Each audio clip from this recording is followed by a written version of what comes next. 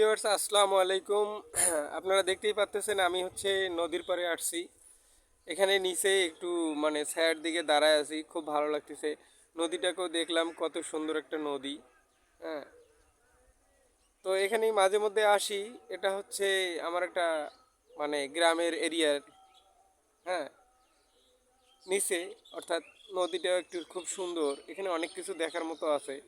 যাই হোক, আমি আসছি দুপুরবেলা। এখন বাজতেছে 12:30। তো আমার কিছু কথা বলার ছিল, সেটা আমি ভিডিও বানাইলে আপনারা ভিডিওগুলো দেখেন না, উপরেই ঠেলা মারেন কেন? আমি কি রংপুর জেলার একটা ছেলে হয়ে আমি ভিডিও ছাড়তে পারি না? আমার ভিডিওগুলোকে লাইক করবেন, শেয়ার করবেন, কমেন্ট করবেন।